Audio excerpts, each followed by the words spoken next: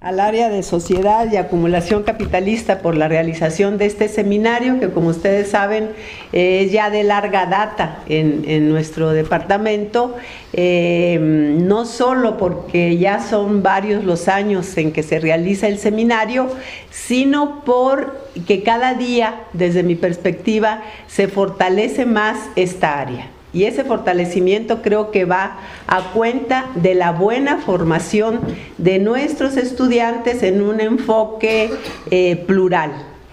De manera que, pues, agradezco esta invitación y estoy segura que de este seminario resultará para ustedes una serie de inquietudes sobre cómo continuar abordando la realidad capitalista que nos rodea, por decirlo suave. Bien, el título de mi intervención es El deterioro del salario real como estrategia para recuperar la tasa de ganancia. A finales del año pasado, en noviembre-diciembre, la Fundación Ebert publicó un trabajito mío que se llama Recuperar el salario real, un objetivo impostergable. ¿Cómo lograrlo? Ustedes pueden acceder al mismo por vía de internet. Me baso, por supuesto, en esta investigación que tiene información incluso hasta 2014. Me parece además importante que el enfoque de este seminario sea análisis y propuestas desde la economía política marxista. Creo que esta es una inquietud que tendríamos que tener siempre presentes. La investigación y la academia tienen, desde mi punto de vista, que estar siempre vinculados con el entorno que nos rodea y sobre todo con la idea de presentar propuestas para superar el desastre económico en el que vivimos. ¿Cuál es la tesis principal que sostengo en este trabajo? Es que el deterioro del salario real en México se ha privilegiado dentro de la estrategia de la recuperación de la tasa de ganancia a partir de que se impuso en 1977 la política de topes salariales.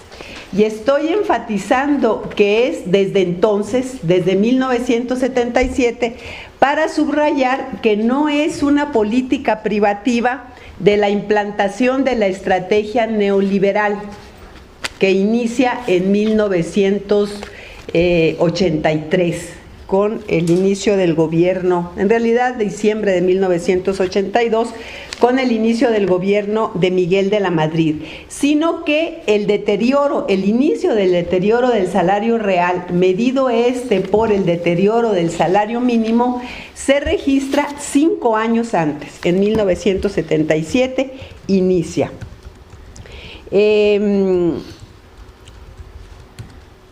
Entonces está formando parte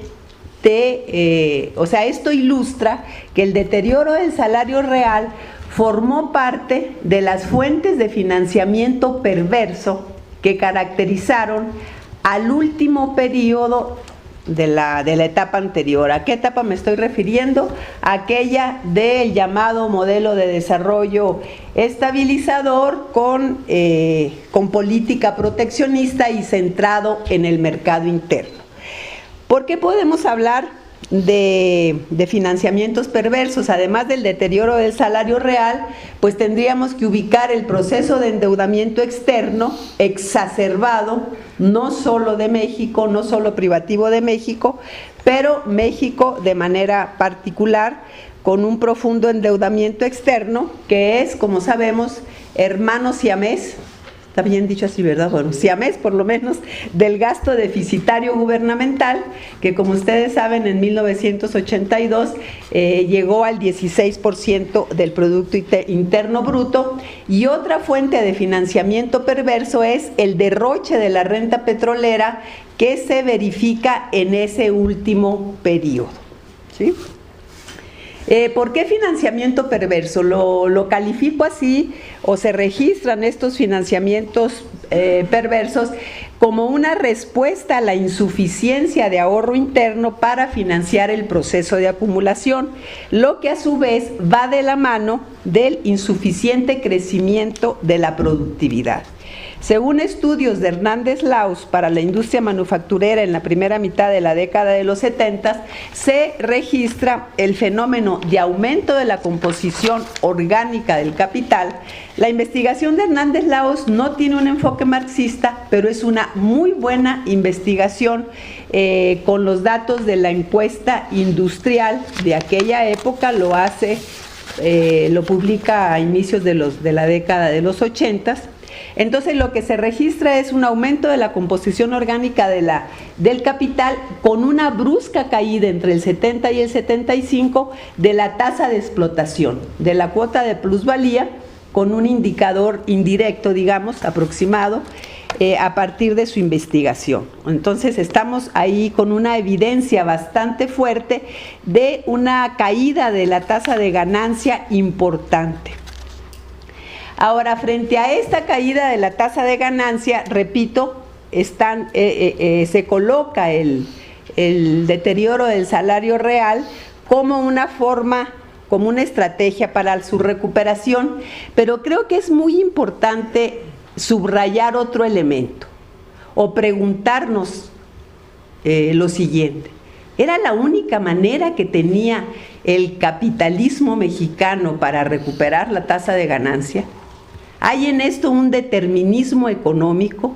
¿O cuáles son los factores que inciden para que México se caracterice, y en un momento más les daré algunas cifras, como uno de los países en donde más ha caído el salario real? Mi tesis es que no es, por supuesto, la única opción. No hay un determinismo económico. Lo que sí hay es una decisión política deliberada.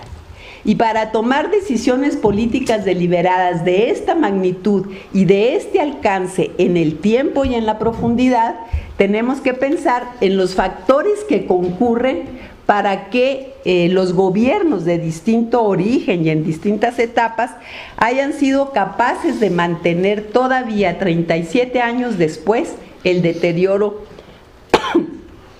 del salario real en México.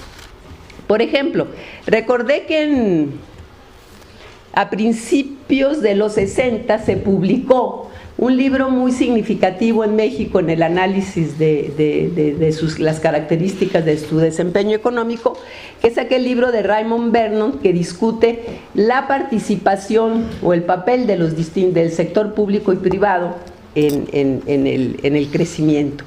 Entonces era evidente que se estaba agotando ese modelo de crecimiento, el modelo mal llamado, digo yo, sustitutivo de importaciones, porque la sustitución de importaciones como palanca de la demanda se había agotado desde inicios de los 50. Lo que sí permaneció fue el proteccionismo, el mercado cautivo. Entonces hay un déficit incluso por primera vez en la balanza agropecuaria. Se están viendo síntomas importantes del agotamiento de ese modelo, y Raymond Vernon, de manera, digo yo, bastante clara, plantea lo que después se llamó el dilema de Raymond Vernon: la necesidad de aumentar la recaudación fiscal, de redistribuir el ingreso y de hacer una apertura gradual de la economía, a la inversión extranjera. Esto, por supuesto, para sostener tasas de crecimiento sin los déficits que empezaban a crecer y sin déficit en cuenta corriente. ¿Cuál fue la respuesta del gobierno? Digo, no es que el señor Vernon haya sido el gran interlocutor, pero ustedes imagínense un régimen que yo califico régimen de partido de Estado sin ningún contrapeso de poderes, se sigue de largo, porque haber hecho esas reformas económicas que habrían distribuido los costos económicos para una recomposición del capital menos gravosa para los trabajadores, habría servido a su vez, o habría significado, a su vez, un muy profundo costo político. Entonces, en aras de no perder el apoyo político, sobre todo de los grupos económicos más fuertes, el gobierno de casi partido único se continúa así, de manera que la prolongación de ese modelo pues va a cuenta de la permanencia de un régimen político. ¿Cuándo se hacen esos cambios? Sobre todo el de la apertura, y de manera abrupta, no gradual. Se hacen inician en 1991 en el gobierno de Salinas de Gortari. Al final, ¿cuál es el costo? Efectivamente, la alternancia política, ¿sí? Pero ¿cuántos años después? Más de 30 años después de cuando era necesario hacer esos cambios. Insisto, fue entonces una decisión política deliberada continuar por el camino que se había iniciado. No voy a profundizar en las razones que están detrás, pero pues es por demás conocida la absoluta falta de representatividad, de representación auténtica social en este país. No hay sindicatos representativos, de manera que esto se pudo dar con la anuencia, con la legitimidad, con el consenso pasivo y hasta activo de las organizaciones sindicales, sobre todo, por supuesto, las oficiales. Entonces, estamos hablando de caída del salario real como estrategia para la recuperación de la tasa de ganancia, pero también hay que reconocer que esto no es un fenómeno privativo para México, sino es del capitalismo mundial en los últimos 35 años. Lo que es específico en el caso mexicano, y realmente pone los pelos de punta, y no es casual que tengamos casos como el de Ayotzinapa, o sea, que está expresando una profundísima descomposición social y una ingobernabilidad real, es lo que sí es privativo de México, es la profundidad, el monto de la caída y lo largo del periodo. No hay cambio en esa estrategia. Además, también tendríamos que recordar que no solo es la caída del salario real, o sea, como que se hace un coctelito bastante gravoso para los trabajadores, porque es caída del salario real, pero es también flexibilización del consumo de la fuerza de trabajo en el proceso de trabajo, y es también precarización. O sea, flexibilización en esa dimensión, en la manera en que se está consumiendo la fuerza de trabajo, sobre todo a través de extensiones de la jornada de trabajo e intensificación de la misma. O sea, podríamos hablar entonces de una combinación de extracción de plusvalía relativa y de plusvalía absoluta. Ahí no hay ningún problema, ¿no?, para combinar cualquier método de extracción de plusvalía. Pero además, en el nivel de reproducción de la fuerza de trabajo tenemos todos los indicadores, y en algún momento en uno de estos seminarios los presenté de acuerdo a 19 indicadores del INEGI, de la ENOE, cómo capturar estas categorías o cómo ilustrarlas con esos indicadores, y estaríamos hablando entonces de una profunda precarización de la reproducción social de la fuerza de trabajo. ¿Qué produce entonces esta combinación de factores? Bueno, pues lo que muchos llamamos un capitalismo salvaje. Eso es lo que caracteriza a México, la combinación de este deterioro del salario real junto con flexibilización y precarización. Podríamos caracterizarlo así, como un modelo de capitalismo salvaje o un régimen de capitalismo salvaje. Ahora quisiera yo pasar a ilustrar esa caída del salario real. Insisto, medida por el salario mínimo. Muchos critican, pero ¿por qué se fijan en el mínimo si el mínimo lo gana simplemente el 11% de la población económicamente activa? Estamos hablando como de un poco más de 6 millones de personas.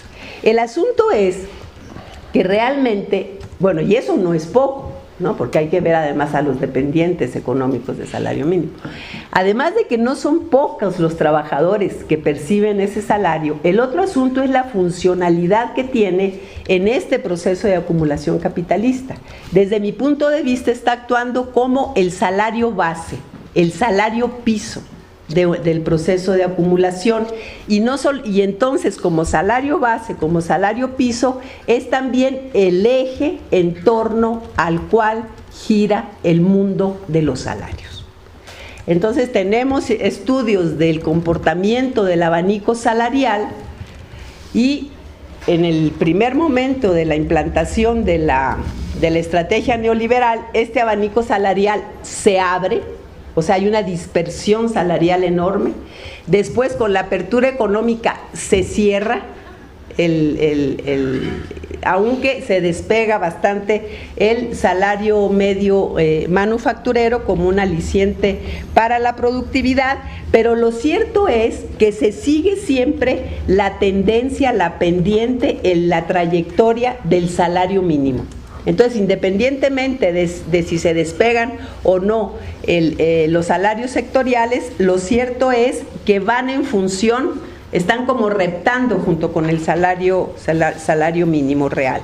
Entonces, esa es un elemento de la mayor importancia para analizar el fenómeno y sobre todo para iniciar la discusión sobre la recuperación de este ingreso.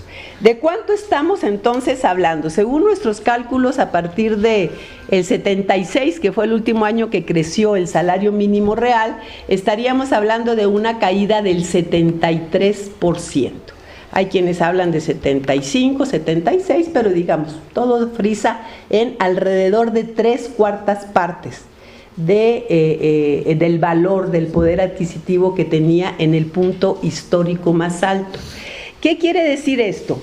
Que existe, en términos, digamos, conceptuales, una depreciación, ojo, no desvalorización de la fuerza de trabajo. O sea, se derrumba el precio de la fuerza de trabajo sin que la productividad para la generación de la canasta básica aumente, sin que se reduzca el tiempo de trabajo socialmente necesario para su reproducción, y esto realmente coloca a la fuerza de trabajo en una situación bastante problemática, y no solamente a la fuerza de trabajo, sino a la economía en su conjunto.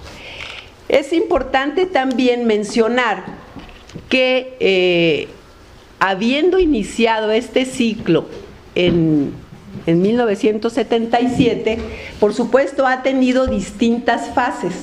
En este trabajo identifico 4 o 5 fases. La primera es la fase que se va como tobogán, sobre todo el primer año, el del 1983, y después lo que tenemos, y ese es un dato interesantísimo, es que a partir de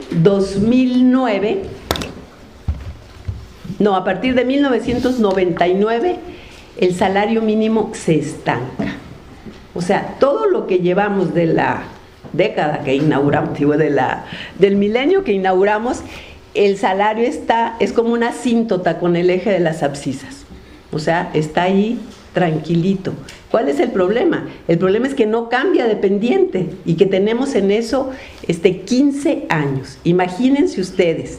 O sea, ahí a cualquiera le llamaría la atención el dato, ¿no es cierto? A cualquier observador. ¿Qué significa esto? Pensémoslo un poquito. Lo podemos abordar desde la economía neoclásica hasta la economía marxista. Para mí es que se alcanzó, de acuerdo a las condiciones sociohistóricas y políticas en el país, el salario piso para la nueva etapa de acumulación, pero que depende justamente no de cuestiones económicas, sino de cuestiones sociales y políticas. Y ojalá las movilizaciones que se están iniciando en estas últimas semanas en torno a la violencia realmente logren canalizar una inconformidad que al final pueda llevarnos a ejercer la suficiente presión política, en donde uno de los elementos de esa presión política tendría que expresarse como cambio de política económica, y dentro del cambio de la política económica, el inicio de la recuperación del salario mínimo real. Me he convertido como en juglar de los salarios mínimos. Ya vieron ustedes que se desató la discusión por fortuna en este año, ahora está un poco apagada, pero a partir de la publicación de este folletito coincidió con la decisión política del gobierno del Distrito Federal de aumentar el salario mínimo. Bueno, al menos el debate se ha abierto.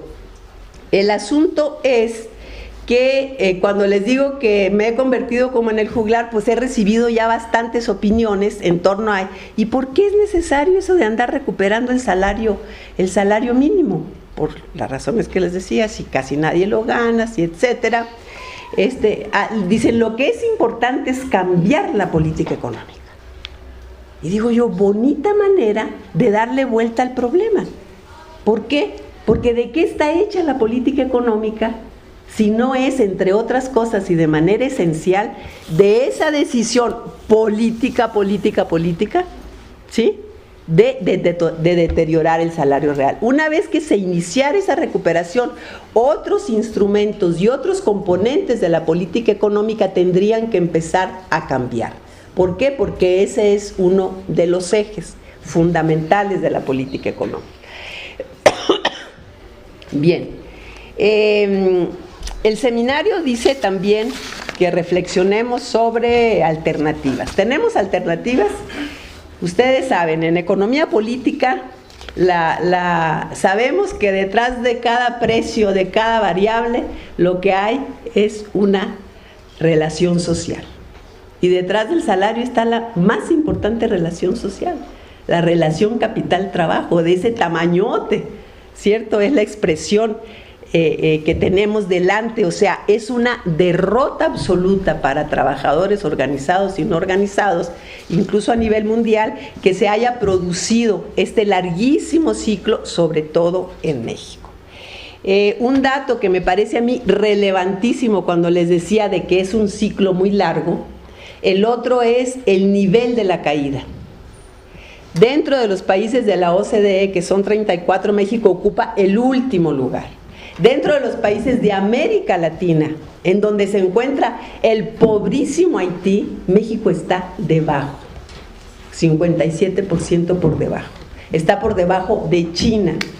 Cuando nos decían que China, y sigue siendo cierto porque todo es relativo, basaba su modelo en salarios de hambre. Bueno, México le gana. Entonces, ¿cómo es que se llegó a esta situación criminal? Porque es un crimen económico. Ustedes piensan en las consecuencias, en las vidas de los trabajadores: migración, economía informal, economía ilegal. Candidatos los jóvenes que tendrían que estar como ustedes en un aula escuchando algunas reflexiones, están distribuyendo droga, están sirviendo de sicarios, ¿cierto? O sea, esos son los indicadores de la profunda descomposición social a la que ha llevado este deterioro del salario real que aquí estoy tratando de ilustrar. ¿Hay maneras de que esto se recupere? Sí, repito, o sea, tiene que ser en el terreno de la confrontación social, de la organización, pero en términos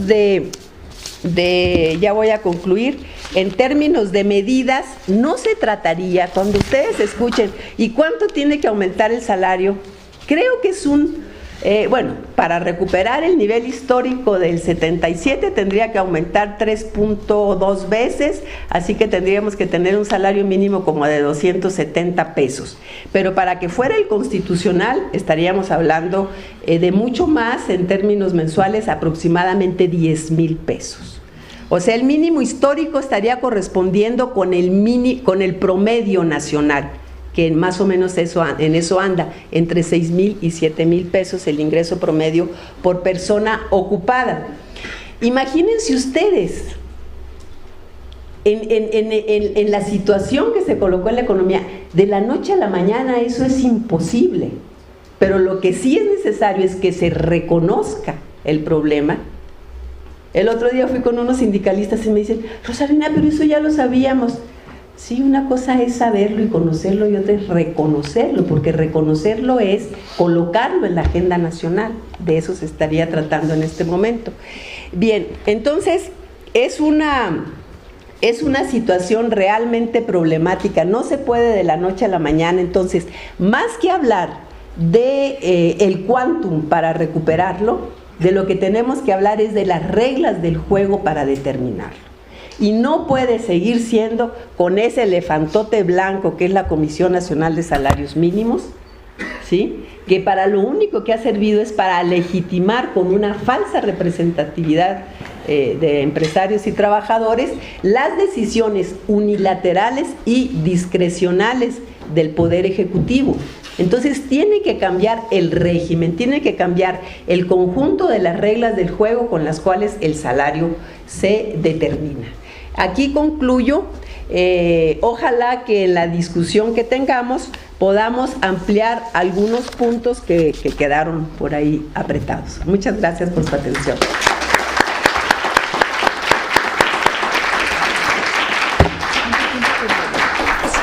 Agradezco a los compañeros del área de investigación de la que formé parte durante un buen rato. Me da gusto estar en este panel y me da gusto de que uno de los temas que se abordan sea un tema que en lo particular también he seguido por muchos años, y también me da mucho gusto que Rosalvina haya puesto el acento donde me ha pasado lo mismo. Desde hace también, no sé, hace como una década, en un congreso de mi departamento en Xochimilco, se planteaba la urgencia de elevar el salario real, pero en particular a partir del mínimo, y hace 10 años y me decían, no, pero es que eso puede ser caótico, puede afectar a las pequeñas empresas, además es probable que se vaya el impacto a perjudicar pues el ritmo de la acumulación, etcétera, de manera que el enfoque que se ha presentado antes lo comparto en sus términos generales, con algunos detalles que creo que sería justo conveniente discutir, platicar. Y aprovecho para explicar el contexto de mi ponencia el día de hoy. Por cuestiones de tiempo probablemente no me alcance a desarrollar en detalle el sentido particular de algunos aspectos de estas huelgas. Lo dejaría abierto a preguntas, y más bien me gustaría, después de la exposición anterior, explicar el contexto de por qué para un economista resulta relevante poner énfasis en temas como de la suspensión del trabajo, y vincularlo con el tema del salario, que es el tema de la mesa. Como antecedente quiero mencionarles que estudios sobre el salario, no solo el mínimo, sino en particular el salario manufacturero a nivel de su ciclo histórico, es lo que andaba buscando ahorita en una gráfica, se los voy a tener que platicar.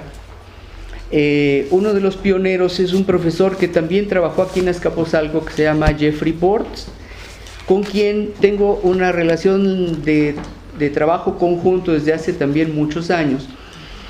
Y Bortz hizo su tesis doctoral sobre el ciclo del salario manufacturero a partir de una encuesta que se llama Encuesta de Trabajo y Salarios Industriales, que era el mejor instrumento para medir el salario manufacturero de la época.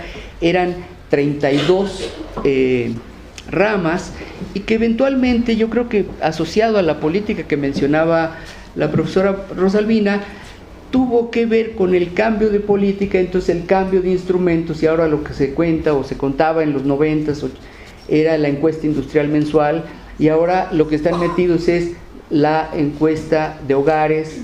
Dicen que es mejor medir cuál es el ingreso de la familia. Ahora bien, esta curva que, por decirlo así, puso Bortz en la discusión académica, parte de el año de 1939. El salario mínimo ya a nivel nacional creo que viene de 1934, o por lo menos en 34 hay cifras, cuando Cárdenas inicia su gobierno, y es una cosa muy interesante a comparar en términos históricos lo que nos relata Rosalvina. Cuando se fija el primer salario mínimo a nivel nacional, que era por un lado rural, por otro industrial, lo fija el gobierno cardenista muy por encima de lo que obtenían los trabajadores de escasos recursos, y particularmente los rurales. De manera que en lugar de ser, yo recuerdo una entrevista de banqueta que le hicieron a un secretario de trabajo, ahorita se va su nombre, que dijo: el salario mínimo no importa, pues ya ni mi sirvienta gana el mínimo, ¿no? Es decir, para reforzar esta idea de que el salario mínimo no importa. Aprovecho en ese sentido de plantear que sí hay que subir el mínimo, pero para darle todavía un impacto mayor, habría que pensar en no solo el mínimo, sino, ¿por qué no?, 2 salarios mínimos o algo así, en un porcentaje pequeño en el inicio. Me adelanto a posibles conclusiones de política económica. Subir los salarios más bajos de los trabajadores, como decía Marx. Si ustedes seguramente en sus cursos de economía política se van al capítulo 23 del tomo 1 del Capital, que es la ley de la acumulación, él pone énfasis en las capas menor remuneradas de la clase trabajadora, y hay una descripción detallada de esas capas. Bueno, acá hay que poner el énfasis en las capas menor remuneradas de nuestra clase trabajadora. Y decía hace un momento, iniciaron muy arriba, el salario mínimo se puso como objetivo a alcanzar, y después hubo precisamente por eso hay una caída del salario, y voy a llegar, para empatarlo con mi presentación, atraviesa los años 40, que es un momento en que dicen, ¿por qué los salarios iban a la baja cuando el país estaba creciendo? Lo cual cuestiona directamente el problema de la asociación teórica entre crecimiento de la productividad y el salario. La productividad estaba creciendo rápidamente en los años 40 y 50, y una parte de la década de los 50 inclusive, como veremos, el ritmo de crecimiento de salario no alcanza. O sea, tenemos más de una década, los años 40, heredados, por cierto, de un tema que me ha llamado desde el punto de vista de la investigación mucho énfasis de trabajo, es el impacto de la Gran Depresión.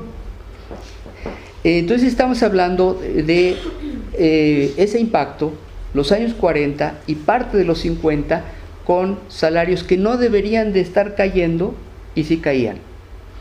Entonces, eso para argumentar que efectivamente, como señalaba la maestra Rosalvina, es una manera de financiar el crecimiento, es una manera de transferir recursos, y en este proceso yo me atrevo a pensar, en los años 40 y 50, parte de ese financiamiento también fue pagado por salarios más bajos de lo que podría la economía haber dado.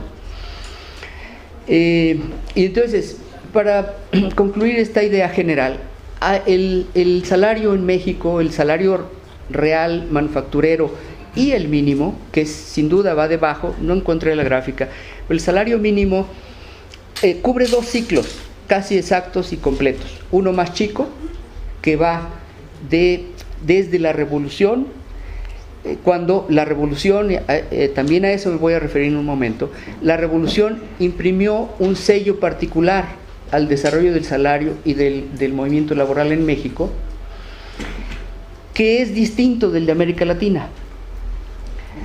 Entonces, hubo salarios crecientes en la revolución más o menos hasta los años 30, hay salarios decrecientes 40 y mediados de los 50, y empieza algo que ya se parece mucho más al resto del ciclo salarial en América Latina, que es la recuperación y el alza continua, más o menos, hasta el 76, 82, según cuando marque uno ese momento, pero son 30 años de crecimiento del salario real, y luego la caída abrupta que se señala en los 80, y luego esa piso horizontal. Entonces son dos ciclos generales del salario que tienen un correlato con la economía y con la política nacional. Entonces, hablando de esa relación de economía y política, quiero referirme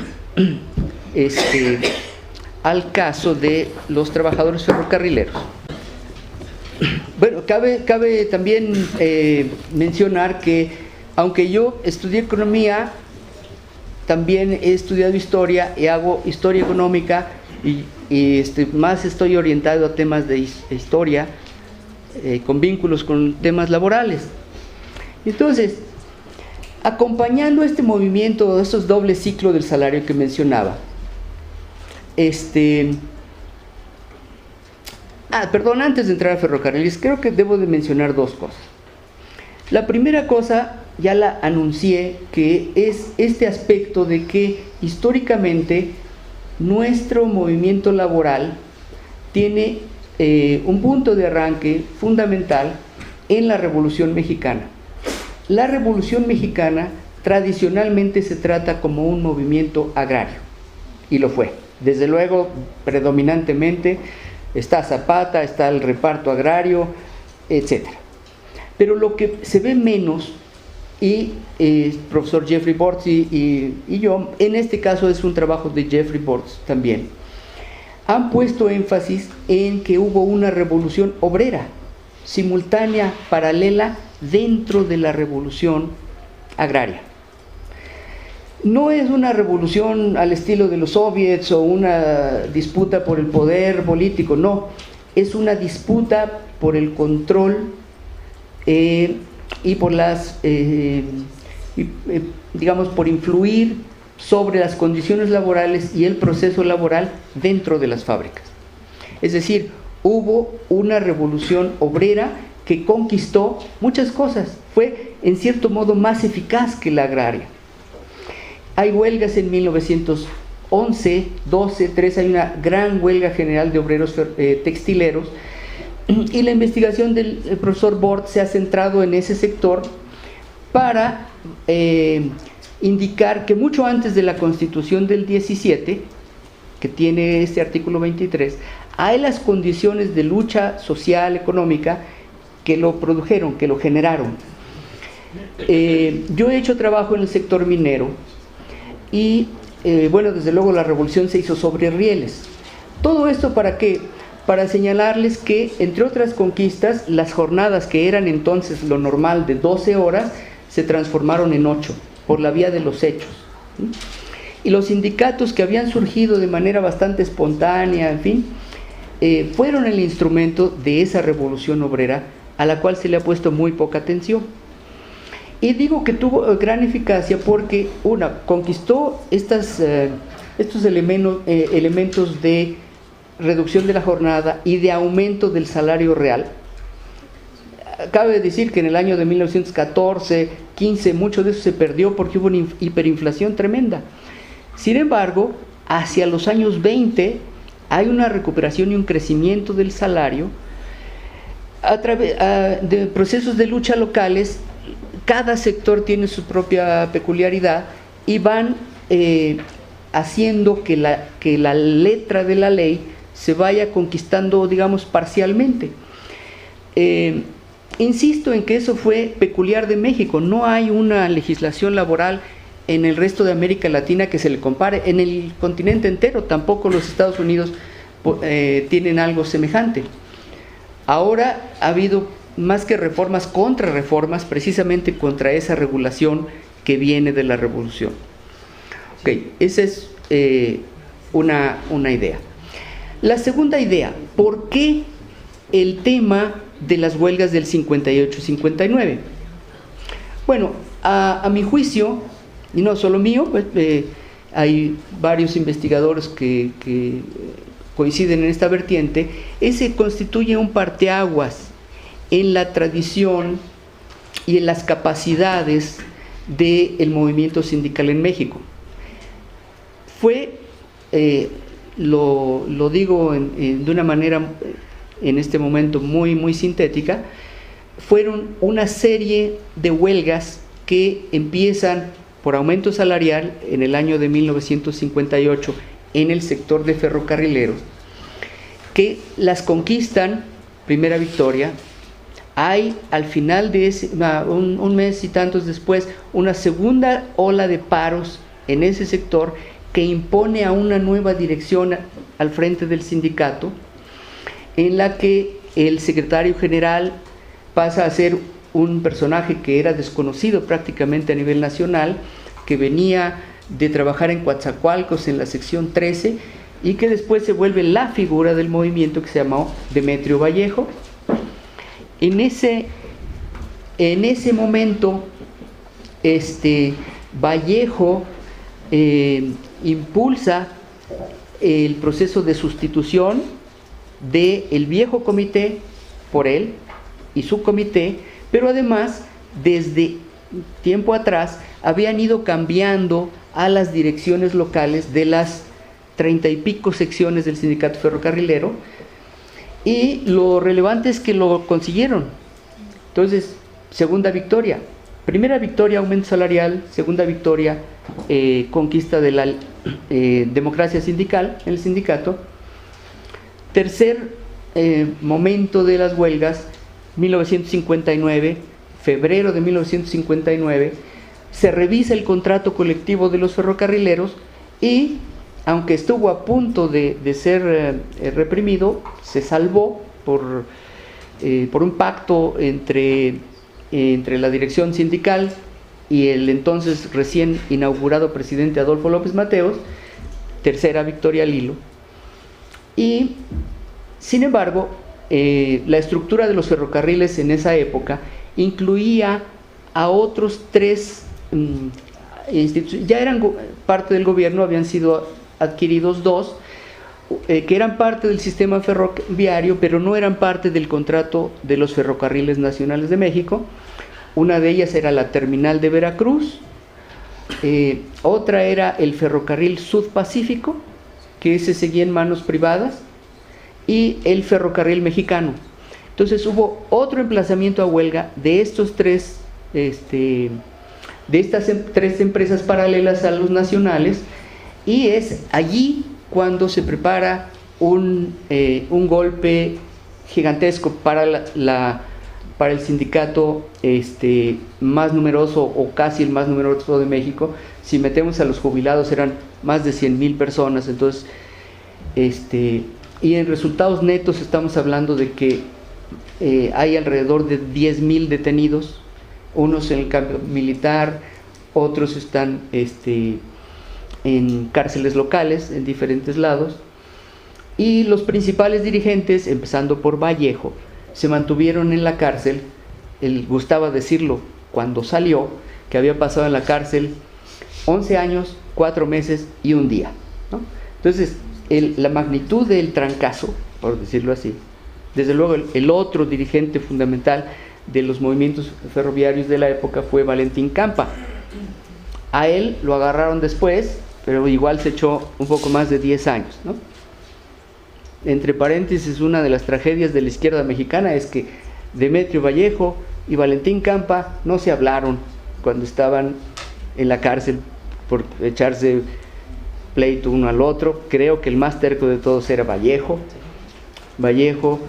de quien estoy escribiendo un pequeño trabajo que se va a llamar como el Huizache, porque era un tipo absolutamente determinado, en fin.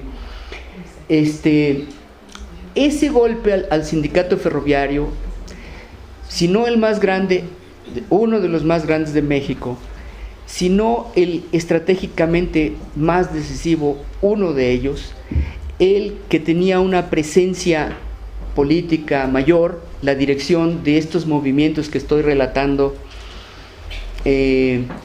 Estos movimientos eran 3 partidos de izquierda, uno que era el Partido Comunista Mexicano, otro que era al que pertenecía Vallejo y Campa. Campa se acababa de salir, se había metido al Partido Comunista de nuevo, pero el partido de Vallejo era el Partido Obrero Campesino de México, POCM, y el PPS de Lombardo, de los que se habían medio unido para dirigir las huelgas, y hay debate sobre quién tuvo la culpa de qué. El hecho es de que el gobierno estaba determinado a parar ese asunto. Como quedan 5 minutos, entonces debo decir algo sobre mis gráficas, ¿no? Entonces, ¿qué es lo que estaba detrás? De nuevo, el estancamiento salarial y la intensificación del trabajo. Abarca 1939 a 59, 20 años. La línea horizontal es la capacidad instalada del ferrocarril, que se mantiene fija, como el salario real hoy, del mínimo, y el PIB real crece, y estamos hablando de un periodo que abarca la Segunda Guerra, y durante la Segunda Guerra, lástima que no hay mucho tiempo, pero hubo una presión extraordinaria sobre el movimiento de carga en nuestro país. ¿Para qué? Para apoyar a los Estados Unidos en la guerra como aliados, ¿no? Eso significó la visita de una comisión interna de los Estados Unidos, una misión de elementos técnicos que lograron grandes progresos para aumentar la productividad, etcétera, y querían acabarse con el contrato colectivo.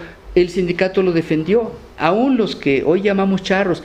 Ese sindicato tiene una larga historia relativamente democrática. Había convenciones anuales de delegados de todas las secciones que se pasaban meses discutiendo, es algo que, y cobrando su salario, pues estaban trabajando. Entonces es un sindicato peculiar que se defendió en la guerra, pero imaginen ustedes, después de la guerra, después de la guerra, el tema es que había dejado de haber la presión del movimiento de carga extraordinario, y entonces empezaron a haber menos fletes y presión para sacar trabajadores, ¿no? Se defiende el sindicato, hay relativamente pocos despidos, pero constantemente, les digo en términos de metodología, una de las cosas que tiene uno que hacer como historiador es a buscarse datos, no es picarle al internet y que salgan, ¿no? Entonces hay que ver, por ejemplo, las discusiones de ¿cómo se dice? La comisión, no la comisión, la gerencia y la presencia de 2 representantes obreros del Consejo de Administración. Hay las actas, están en Puebla en el archivo del ferrocarril, y entonces uno ve las presiones de un lado y de otro. Por ejemplo, Ramón Beteta, ya en los 50, ¿no? Lo ubicamos ahora, creo que es, no sé si abuelo, no sé qué, del noticiario, ¿no? O bisabuelo. Ramón Beteta era secretario de Hacienda y planteaba, entre otras cosas, la necesidad de recorte de personal, la necesidad de evitar a toda costa los paros, y la colaboración del sindicato. Además, no se cuidaban, decían las cosas como van, y los trabajadores se defendían como podían, ¿no? Esos representantes, justo uno de ellos en esas sesiones se llamaba Jesús Díaz de León, que es el famoso charro, que llegó a la Secretaría General del sindicato en 1948, y no obstante en esas sesiones decía, pero es que no se puede, es que hay una tradición de paros, es que no la muelen, ¿no? Digamos, nosotros podamos hacer lo que podamos. A lo que iba es, después de la Segunda Guerra Mundial, hay una presión adicional sobre el sindicato ferroviario para desplazar trabajadores, y ese fue el sentido del primer charrazo, el de 1948.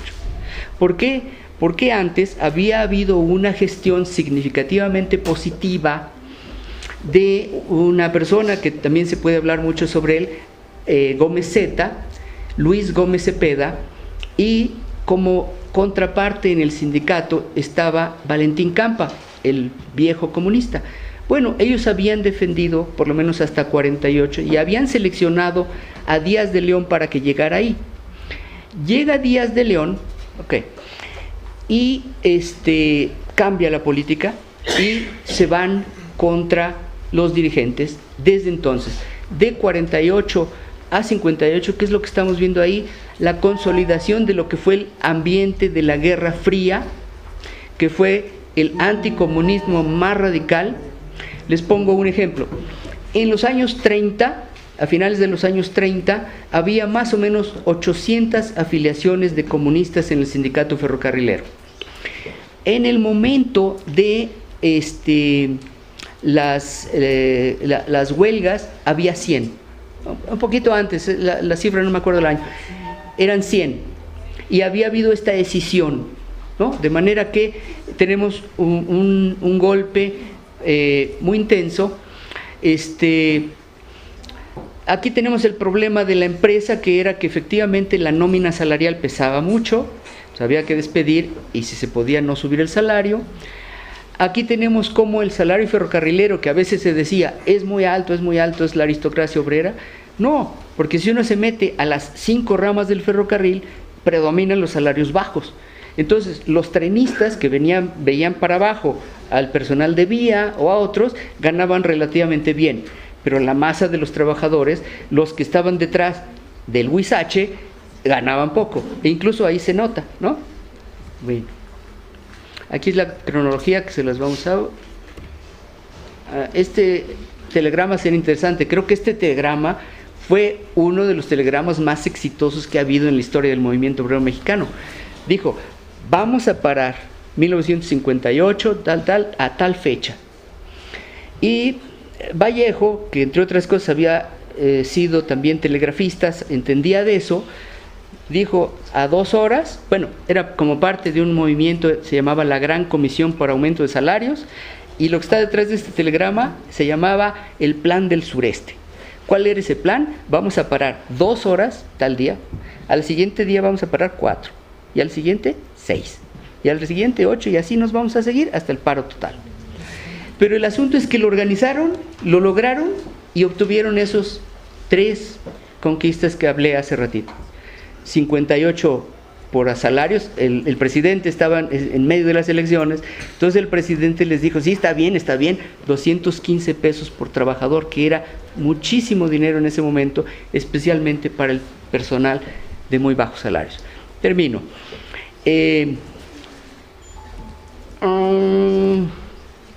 Ya. ¿Por qué volver a eso? Bueno, uno aprende de la historia, compañeros. Ese sería un mensaje, ¿no? Lo que estamos viendo hoy en términos de deterioro, no es nuevo, tiene sus componentes. He podido consultar, tal vez sería parte de otras preguntas o algo así, elementos que no se conocían. Por ejemplo, el expediente de Vallejo tiene más de 1000 páginas. Lo tenía la empresa. Y resulta que efectivamente el cuate fue intentado despedirlo como 4 veces o más por insubordinado, ¿no? Entonces uno puede entender que aún viniendo de Oaxaca, nació en un pueblito de no sé dónde, pero habiendo luchado por décadas, llega a asumir digamos, lo que representa parar a los ferrocarriles a nivel nacional, ¿no? Y también por eso los 11 años, 4 meses y un día. Y bueno, estoy abierto a la discusión que se pueda dar alrededor de eso. Ya, gracias. Más que irme a las cosas de salario y empleo,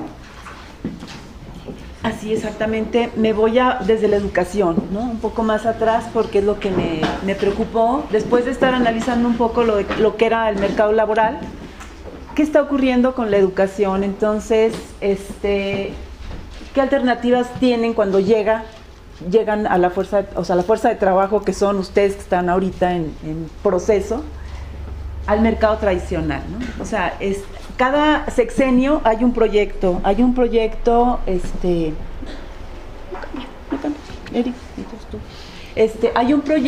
educación que tiene que vincularse a las necesidades del capital, por supuesto. Vemos que cada sexenio se habla de desarrollo, se habla de crecimiento, y todo eso tiene que ser, o sea, la educación tiene que ser adaptada a esas condiciones. Entonces, hay toda una historia, por supuesto, que no la puedo estar explicando aquí. Ahorita que estabas hablando de historia, hay una historia de todos los proyectos que he analizado de los proyectos educacionales que ha habido desde Cárdenas hasta la fecha. Y los más revolucionarios, el más revolucionario fue, por supuesto, el de Cárdenas, ¿no? Pero, sin embargo, está una cuestión ideal, ¿no? El ideal de estudiante que debe obedecer a determinadas circunstancias. Bueno, se dice que en general en todos los proyectos dicen la educación, bueno, se plantea que la educación es un factor que orienta las actitudes de los individuos, entonces la educación es muy importante para ver qué individuos vamos a tener en esta sociedad y qué vamos a, o sea, qué estamos formando, ¿no? Promoción de actitudes frente al trabajo, eso es lo que va a generar ciertas actitudes frente al trabajo, la productividad y el consumo, ¿no? Entonces, hay varias opciones, las voy a poner a dos niveles, ¿no? Hay dos opciones que voy a manejar, hay muchos más, pero no me podía poner a ver todas, para hablar de lo que es el desarrollo nacional. Está una nacionalista que plantea que los contenidos de los programas de educación corresponden con las necesidades y los intereses de los trabajadores para crear una sociedad democrática con independencia política y económica. Y su último fin sería para que se pueda dar una adecuada distribución del ingreso. Y está la neoliberal, que es la que tenemos hasta la fecha, ¿no? Programas educacionales que se adecúan a las necesidades del capital monopólico internacional y pone mucho énfasis en lo que es la modernidad, pero sobre todo pone mucho énfasis en lo que es el crecimiento económico. Y entonces como que se repite mucho todo eso del crecimiento económico. ¿Cuáles son los resultados? Se mezclan las ideas, ¿no? Se mezclan las ideas para poder dar como plantear un tipo de alumno, un tipo de mercado laboral, ¿no? O sea, un tipo de mercado, de oferente, ¿no? El programa neoliberal plantea en estas opciones de desarrollo nacional programas educacionales que permitan integrarse al capital monopólico internacional en realidad, aunque te plantean como un tipo de alumno ideal, que sepa hacer trabajo comunitario, que sea democrático y todo así, plantea los derechos de los individuos, se basa en la unión en relación al respeto y les decía el crecimiento económico, y se ha perdido lo que eran los contenidos de los programas educacionales que corresponden a las necesidades e intereses de las clases trabajadoras. Se pierde, ¿no? Pero te lo plantean idealmente como si fuera así. En lugar de hablar de derechos de los pueblos, se maneja más los derechos individuales. Más que la lucha de clases, la unión basada en el respeto y la distribución de la riqueza, se plantea más el crecimiento económico. Entonces son contrastantes, pero aparentemente no vemos esas divisiones. ¿Qué es lo que resulta? A ver, pues esa mezcolanza, pero ¿cómo? O sea, lo que estoy planteando aquí, bueno, ¿qué se está manejando? ¿Cuál es la idea de todo lo que quiero plantear? A ver si sale. Se está manejando riqueza social, por ejemplo, es un término que se maneja para la educación, ¿no? Pero, ¿qué se entiende por riqueza social? Estaba poniendo algunos ejemplos para que vean cómo se mezclan los términos, para que comprendamos lo que es la riqueza social. Y entonces, la educación para el trabajo significa capacitación o adiestramiento laboral para la producción de la riqueza material. La subordinación, el desarrollo del ser humano al progreso material y la falsa identificación del desarrollo con la riqueza social. El progreso se vincula con la riqueza material. La justicia social se utiliza para legitimizar poder, por lo que se mezclan los términos para plantear el criterio desarrollista en la perspectiva imperialista. Lo que decían siempre, el imperio está determinando todas las políticas económicas, pero las políticas educacionales también. Entonces hacen que se logre forjar una sociedad que asuma como si hubiera hecho libremente sus actitudes acríticas, sometidas y sumisas. Y eso es lo que se está viendo ahorita, bueno, en algunos casos, con los estudiantes, no en todos, por supuesto, no con los que están aquí, pero sí se está viendo esa diferencia, ¿no? Vinculada con la igualdad, o sea, la idea contraria sería vincular con igualdad de oportunidades, es posible formar individuos críticos, creativos y con iniciativa. Aquí estoy planteando el mercado de trabajo tradicional y alternativo. Entonces, en la educación, ¿qué es lo que se tiene o sea, qué es lo que se está impulsando? En realidad, hay una evaluación de los procesos de producción y de los productores. Desde los 90, con el famoso marketing que hay, que son las marcas las que se venden, ya ¿cómo se llama? Los países imperialistas ya no tienen sus fábricas. ¿Qué es lo que hicieron? Las trasladaron a México, las trasladaron a Corea del Sur, y ya sabemos la competencia que hablaron sobre los salarios mínimos es esa. Hay un salario mínimo y entonces competían entre países para ver quién ofrecía el trabajo más barato, que no se les fuera a ir de ese mercado, ¿no? ¿Quién va a ofrecer el trabajo más barato? Eso repercute en que nosotros fuimos esos lugares donde teníamos la fuerza de trabajo barata. México competía como país maquilador, con fuerza de trabajo barata. Entonces, la idea es que hay una tal devaluación del proceso de producción y de los productores, que los productos que se hacen son muy mal retribuidos. ¿Qué está ocurriendo con el productor? Lo que produce es muy poco lo que se le da. Al trabajador, ya sabemos, pues lo que está diciendo Rosalvina, salarios muy, muy bajos. Pero hay una cosa que ocurre en los 90, ya no solamente es al productor directo. A ustedes como estudiantes, cuando salen ahorita a un mercado laboral, ¿qué les están ofreciendo? Los 10,000 pesos que está diciendo Rosalvina, ¿no? Son 10,000 pesos, pero con una jornadas laborales muy altas, o sea, jornadas laborales muy largas.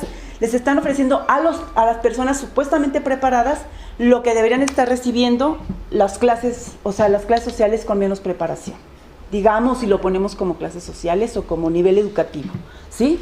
Entonces, hay una existencia de relaciones obrero-patronales en las empresas más rentables del mundo. ¿Por qué? Porque ellos se deslindan de lo que es la empresa, ¿no? Ellos están en su marca. Y entonces se les dice, oye, pero las condiciones de los trabajadores en el tercer mundo son estas, los salarios están así. Pero nosotros no contratamos a esa gente, son a través de contratistas y ya sabemos cómo funciona. Y entonces ha generado una inmensa pobreza, pero no nada más afecta a las clases más bajas, sino que se va como generalizando esto.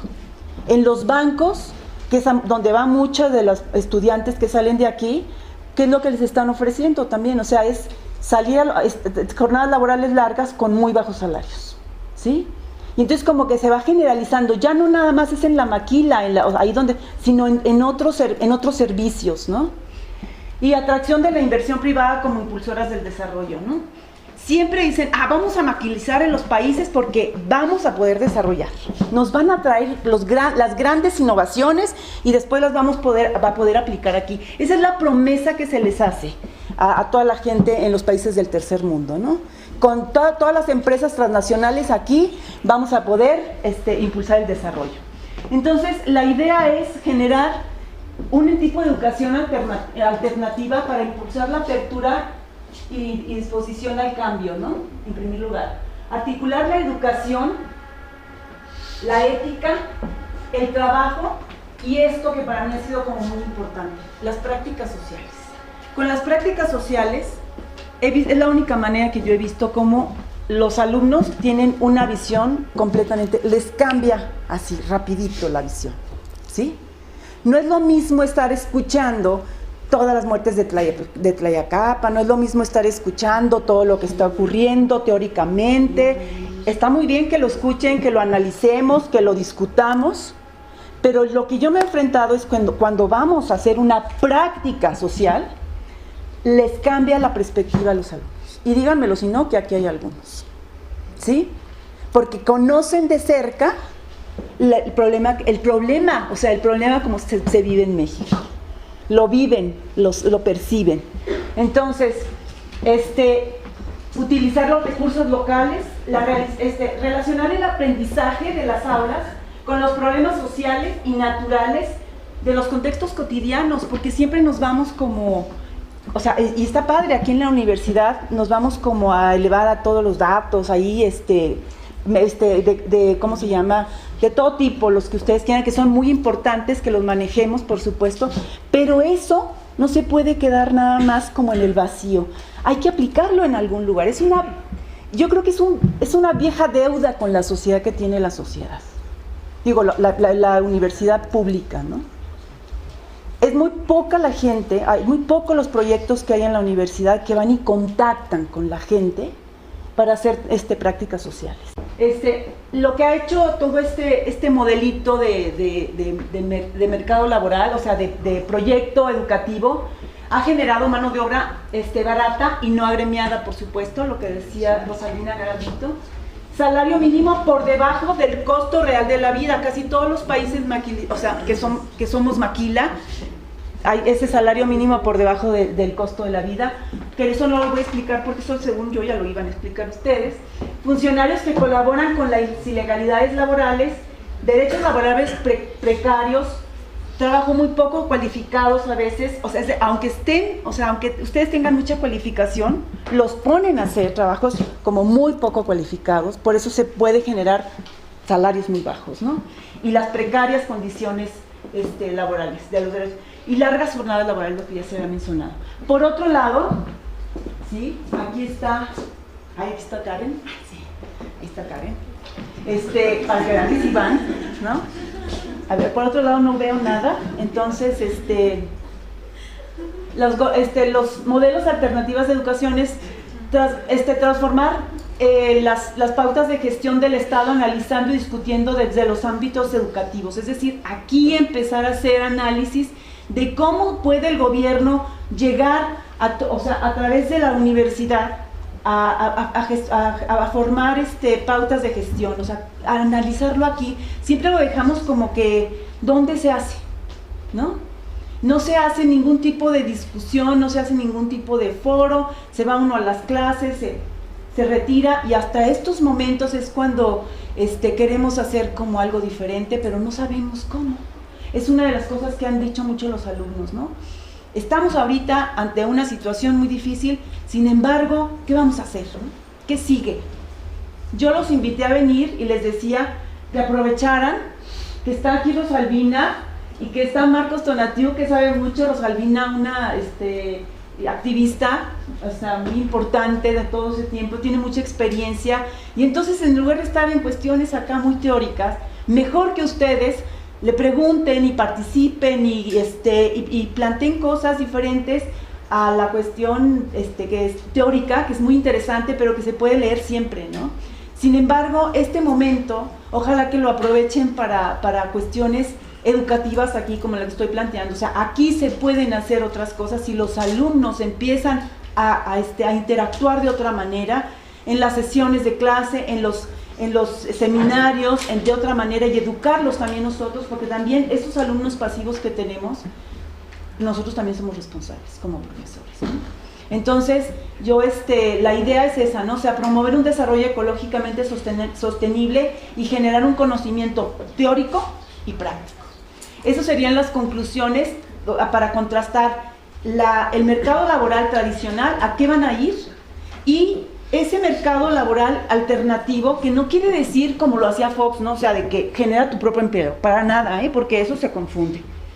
Estaba planteándole a un alumno esto, ¿no? O sea, se trata, sí hay y sí existen formas de trabajo alternativo que no tiene que ser la inserción al sistema capitalista. Hay todo un rollo de economía social donde no tienes que tener las grandes ganancias, y sí puedes utilizar todos tus conocimientos de una forma diferente.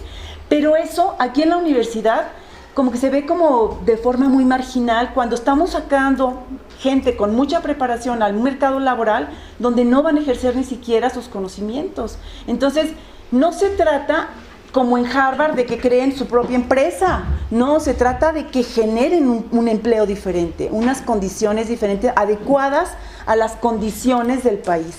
Entonces, por ahí va como la investigación, todavía no la termino, está ahorita como muy revuelto y me saqué mucho de onda, pero la idea es eso, ¿no? O sea, estoy preocupada por no por el mercado laboral en sí, por esa falta de actividad dentro de la misma universidad. No hay interdisciplina. Fue una experiencia maravillosa para mí el haberme llevado alumnos de economía junto con los de diseño industrial, o sea, de ingeniería y todo, porque era un conocimiento que tiene la UAM, o sea, alumnos que tiene la UAM, pero sin embargo no interactúan entre ellos. Entonces, a la hora de estar en una práctica, pues estaban tan aislados al principio que tuvieron que empezar a convivir, y cada uno tenía una visión completamente diferente, y necesitamos la visión del ingeniero, del arquitecto, del diseñador, de todos, ¿no? Del historiador, de todo. Entonces, no lo hacemos así. Estamos reproduciendo dentro de la universidad esos grupitos, ¿no? De economía nada más, o de físico, o sea, no sé, de ingeniería física, esos grupos que no son interdisciplinarios. Entonces, a la hora de que uno se enfrenta a un problema social, pues, ¿qué les está ocurriendo? Este vacío, ¿no? Este vacío que llegan y no saben cómo integrarse. Yo creo que entonces hay que tomar desde la universidad ese conocimiento. Pues esas serían mis conclusiones. Pero espérense, porque si hay un rollo teórico, pues entonces siempre quieren también datos, ¿verdad? Entonces, para que tuviera algo de economía así muy, muy rígida, 2 minutitos, me estuvo apoyando Eric, que es con unos datos, porque dije, bueno, si no hay datos, entonces puro choro aquí, pues no. Entonces, para que no digan, hizo Eric ahorita él va a presentar esa parte. Eric es un ayudante del área, colega ya, es economista ya. Bien, les voy a decir algunos datos. El INEGI, a partir de la encuesta nacional de empleo y ocupación, tiene un módulo que se hace, creo que cada 5 años, que se llama módulo de educación, capacitación y empleo, ¿no? La última fue en el 2009. Y ahí ponen los datos sobre el empleo en relación a la capacitación y a la educación. Les voy a decir unos datos, ¿no? Para el 2009, del 7 millones, bueno, casi 8 millones de la población económicamente activa tenían educación superior, que es alrededor de 20% no, mentira, 15% del total de la población económicamente activa, siendo el grupo más grande el con hasta educación secundaria, que son alrededor de 15 millones. Es casi la mitad de la población económicamente activa. Y bien. Pero pon la de los profesionistas, ¿no? Sí. Bien, y vamos a ver... y de estos sectores, digamos, de la población económicamente activa, los que tienen la mayor tasa de desempleo son justamente los que tienen mayor cualificación, que es la media superior, la superior y la secundaria. Entre las tres rondan el 7-8% de tasa de desempleo, siendo que la tasa de desempleo para el 2009 andaba rondando el 5%. Entonces hay digamos, un 2% más sobre la media de los empleados mayor cualificados. Se podría decir dentro de la teoría ortodoxa que es porque van a mercados más específicos y entonces hay un tiempo de pérdida en lo que encuentran el empleo adecuado y etc. Y justo los que se emplean con educación superior, la mayoría se emplea en el sector servicios. El 68% va al sector servicios. Es muchísimo más que la mitad. Podría decirse que tiene cierta lógica, ya que un profesional difícilmente se vaya a querer emplear o tenga la capacidad de emplearse en el sector agropecuario, donde solo emplea al 1.25% de las personas con educación superior. Existen, obviamente, profesionales abocados al sector agropecuario, pero se emplean muy poco. La mayoría se va al sector servicios. Es como decía la profesora, los profesionales acaban yendo a sector servicios, a los bancos, al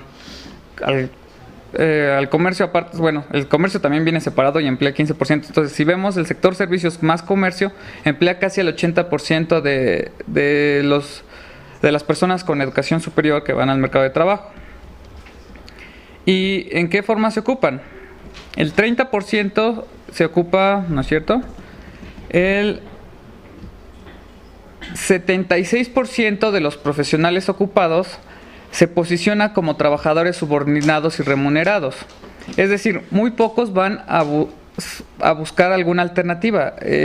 Todos van a emplearse, a ser subordinados, a recibir un salario, porque justo la educación superior no tiene esa parte de generar empleos alternativos. Solo el 7% se vuelven empleadores, son los alumnos de Harvard. Bueno, en México no hay Harvard, pero hay TEC de Monterrey. El 7% son empleadores, es decir, tienen su negocio y emplean a otra gente. Y el 13%, que podría decirse que es como los que se emplean de un modo alternativo, son trabajadores por cuenta propia, pero también podríamos decir que un dentista que tiene su propio consultorio es un trabajador por cuenta propia, ¿no? Y no está generando algo que digamos muy alternativo. De estos trabajadores de educación superior, en el sector que más se agrupan es técnicos, trabajadores remunerados y oficinistas, que representan casi el 50% entre estos dos sectores. Hay muy pocos se dedican a ser funcionarios y directivos, que es el 8.61%, que se esperaría que sería un sector más grande. Se esperaría que las personas educadas con educación, las personas con educación superior fuesen a ser funcionarios, directivos, etc., etc., y la mayoría van a ser trabajadores remunerados o subordinados o comerciantes. Bien, y entonces, por último, el nivel de ingresos, ¿no? Si vemos las gráficas de los ocupados según su nivel de ingresos a partir de salarios mínimos, se hace un histograma, ¿no? Así, la campanita muy bonita. En cambio, cuando vemos el de empleados con educación superior, pues, obviamente tienen mayor ingreso que la media, pero sin embargo, solo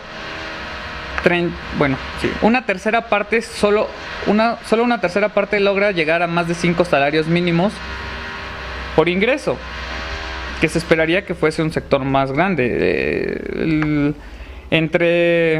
Incluso hay un gran grupo de entre 1 y 3, que es casi el 22% de los trabajadores con educación superior, ganan entre 1 y 3 salarios mínimos, que podría decirse que es la media nacional.